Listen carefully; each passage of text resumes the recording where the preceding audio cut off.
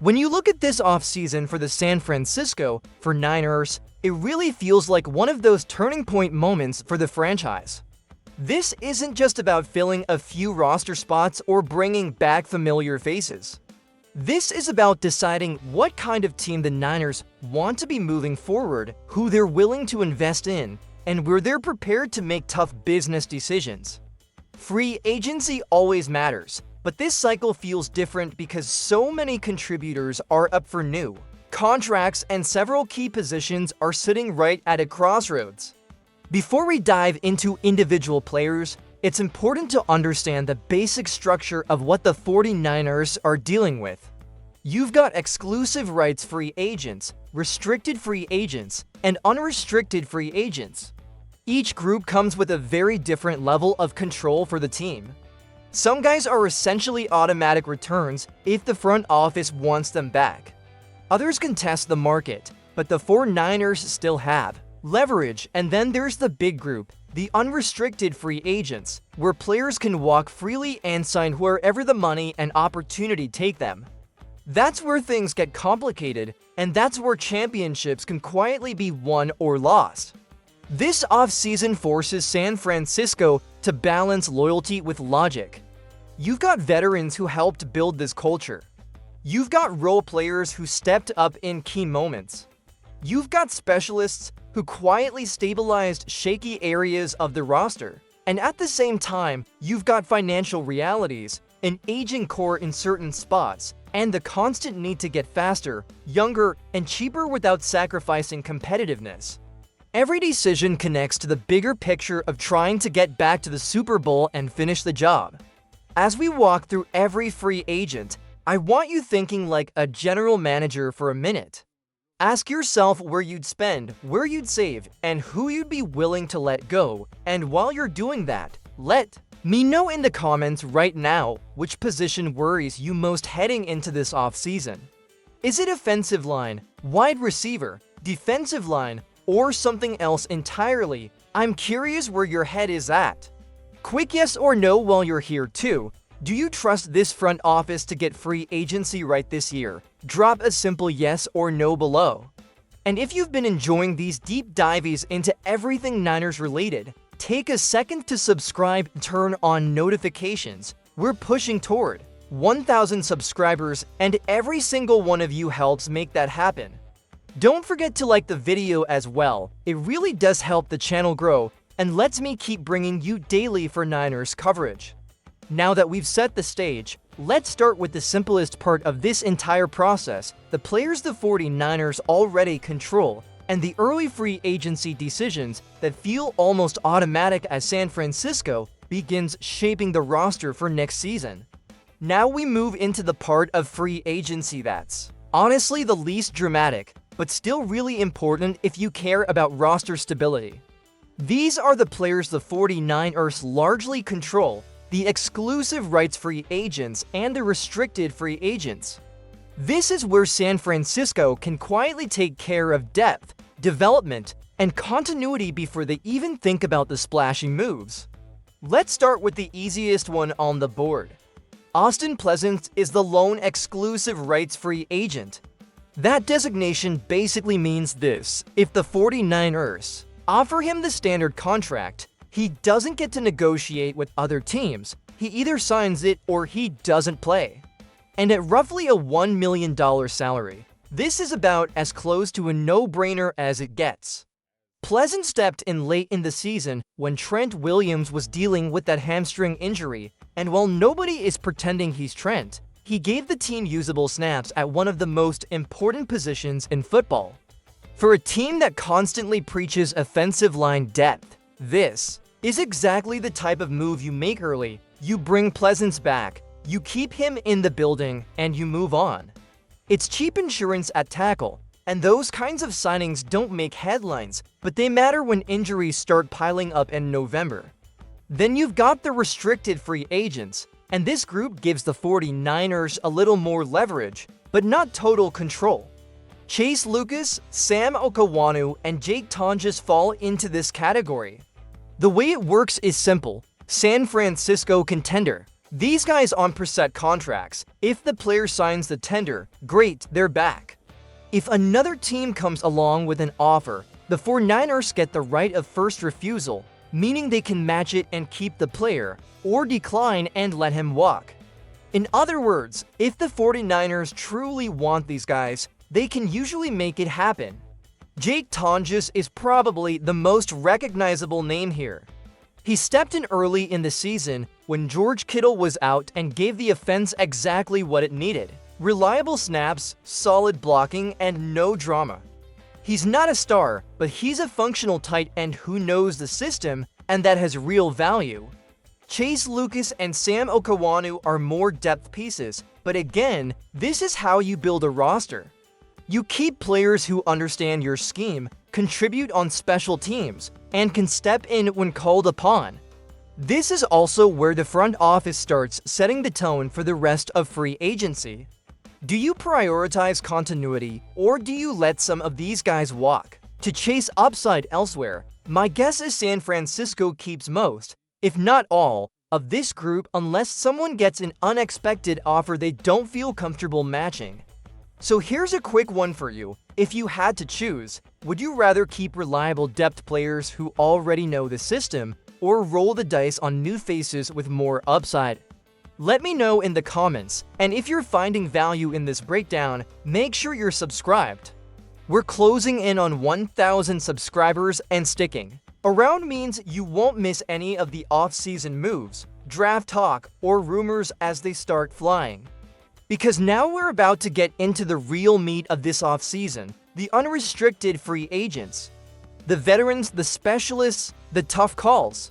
This next group is where things get complicated, emotional, and expensive, and it's where the 49ers' decision-making will really start to define their path forward.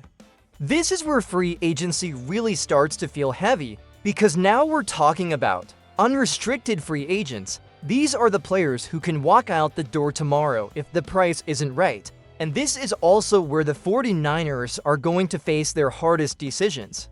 Some of these names are starters, some are role players. Some quietly held together key parts of the roster. And when you add them all up, you start to realize just how much turnover could be coming. Let's start on the offensive line with Spencer Burford. He played left guard this season and honestly put together his best year in a 49ers uniform. That's great for him, but it also means he's probably priced himself out of San Francisco. Guards who show they can start in this league tend to get paid, and Burford could easily command north of $10 million a year on the open market. The 49ers have been down this road before.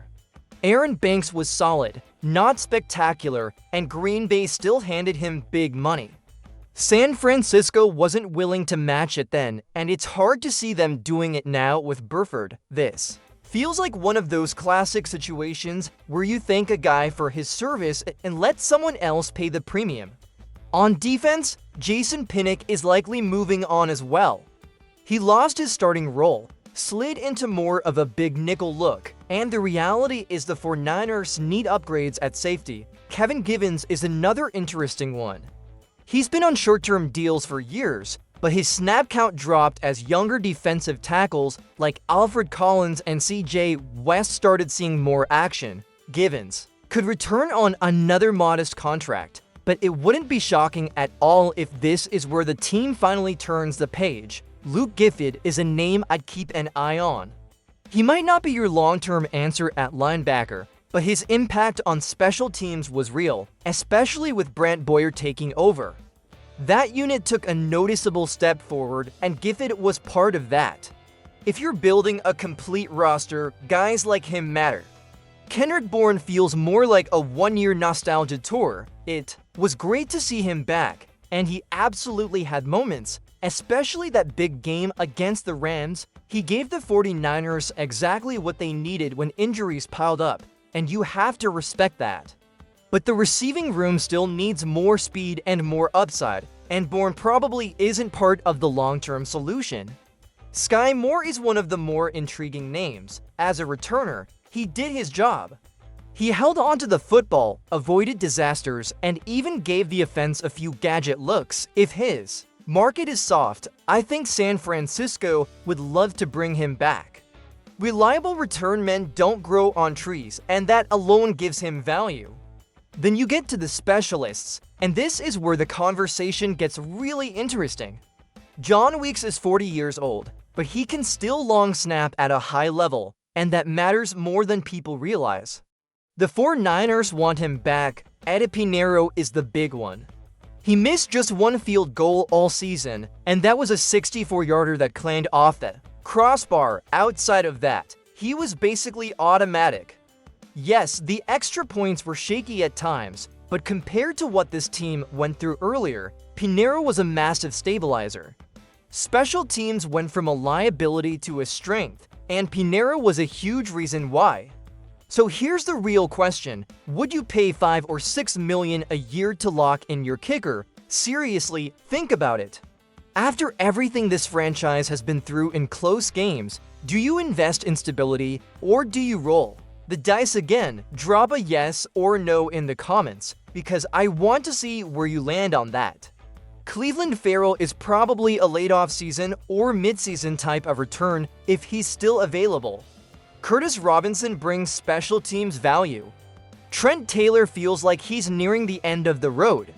Patrick Taylor Jr. missed the season with injury and is more depth than anything else. Matt Hennessy is someone I'd actually prioritize. He filled in at center, can play guard, and gave the team solid snaps. That kind of versatility is hard to replace. Garrett Wallow showed enough late that he could be back. Yetur Gross-Matos is fascinating because the talent is obvious, but injuries have held him back. If his market drops, the 49ers would love to keep him. If you had to pick just one player from this entire group to bring back, who would it be? Let me know in the comments. And real quick, if you're getting value from this breakdown, make sure you hit like and subscribe. We're pushing toward 1,000 subscribers, and sticking around means you won't miss any of the big off-season developments. Because now we need to zoom in on one of the most overlooked parts of this roster, the running back room and overall depth strategy. With Christian McCaffrey getting older and coming off a massive workload, what the 49ers do next could quietly shape the entire offense. Now let's talk about the running back room and overall depth, because this is one of those areas that doesn't always dominate headlines, but it absolutely decides seasons. Everything still revolves around Christian McCaffrey, and rightfully so. He's the engine of this offense. But he's also on the wrong side of 30, coming off another high-volume season, and that reality forces the 49ers to think differently about how they build behind him. Patrick Taylor Jr. missed the entire year after getting hurt in training camp, so while he might be around as off-season depth, he's not someone you can realistically pencil in as a major contributor. Brian Robinson Jr. is an unrestricted free agent, and he's going to want to test the market. He's shown flashes, had some really nice runs, and proved he belongs in this league. But with McCaffrey soaking up so many carries, Robinson never really had the chance to establish sustained production. That makes his situation tricky. From his perspective, he probably wants an opportunity somewhere that offers a clearer path to touches. From the 49ers' perspective, they have to decide how much they're willing to pay for a secondary back when their starter already commands such a big role. Then there's Isaac Guerendo. The physical tools are obvious, but ball security and consistency kept him from climbing the depth chart the way some hoped. We even saw rookie Jordan James leapfrog him late in the season, which tells you a lot about how the coaching staff currently views a pecking order. James got his shot against Seattle, and that alone speaks volumes. When a rookie gets that opportunity over a more established player, it's usually a sign that the staff is looking toward the future. This is where the bigger philosophy comes into play. The 49ers can't afford to be a one-back team forever. We've seen around the league how important it is to have a real second option, especially when you get deep into the playoffs. Injuries happen, legs get tired. Defenses adjust, even elite backs need help. If you want a reminder, just look at other contenders who survived. postseason injuries because they had trusted depth behind their starter. And for San Francisco, that's only going to become more important as McCaffrey continues to carry such a massive load. You don't want to run him into the ground in October and November and then ask him to be superhuman in January. The smart move is building a true two-headed approach, whether that comes from re-signing someone like Robinson, developing Jordan James, unlocking Garando's potential, or adding another back. Entirely. So here's one for you. Do you think the 49ers need to bring in a new RB to this offseason, or should they trust the young guys already on the roster? Drop your take in the comments, and quick yes or no while you're at it. Should McCaffrey get fewer carries next season to stay fresh for the playoffs? If you haven't already, make sure you're subscribed so you don't miss how this all unfolds. Free agency and the draft are coming fast, and we're covering everything as the 49ers reshape this roster. And don't forget to like the video, it really helps push this content out to more Niners fans. Because now we've reached the moment everyone's been waiting for. The biggest name on the board, the emotional one. The player who represents toughness, attitude, and everything this team prides itself on. Let's talk about Jauan Jennings and what his future could look like in San Francisco. Now we get to the big one, Jauan Jennings. This is the decision that feels like it carries more emotional weight than any other on the roster. Jennings isn't just another wide receiver. He embodies the physical, no-nonsense identity that Kyle Shanahan and this organization have tried to build. He blocks, he plays through contact, he makes tough catches in traffic. He gets under opponents' skin, he shows up in big moments. For a lot of fans, he represents what it means to be a 49er. But this is where the business side of football hits hard. Jennings is an unrestricted free agent, and everything points to him commanding serious money on the open market. We're probably talking north of $20 million per year. That's not a small deal. That's true WR1 level money in today's NFL, and as much as the 49ers may love him, it's really hard to see how they fit that kind of contract into their current financial structure, especially with other needs across the roster and major money already tied up at quarterback, running back, tight end, offensive line, and on defense. This is the part fans don't always like, but it's reality. At some point, you have to decide whether you're paying for past production and culture, or future flexibility and roster balance. Jennings is going to have options. There will be teams out there looking to establish toughness and identity, teams that want a tone setter in their locker room, and teams that simply have more cap space than San Francisco.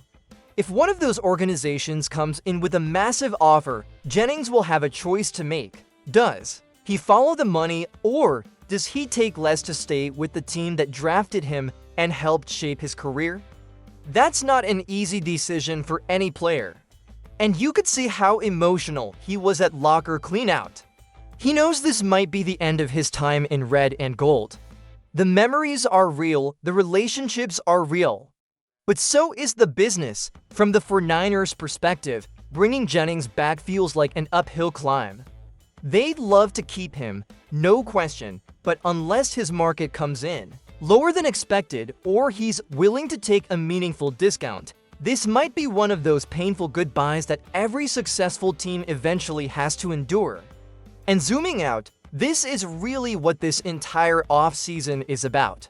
Some eras are ending, new ones are about to begin. The sun may be setting on certain players, but it's also rising on opportunities to reshape the roster, get younger in key spots, and build the next version of a championship contender. This front office has tough choices ahead, and how they handle moments like the Jauan Jennings decision will tell us a lot about where this team is headed. So let me ask you directly, do you want Jauan Jennings back, even if it means paying big money? Or do you think it's time to move on and reinvest elsewhere? Drop your answer in the comments, because this is the one I really want to hear from you. And if you've made it this far, make sure you're subscribed and help us push toward 1,000 subscribers. Like the video too.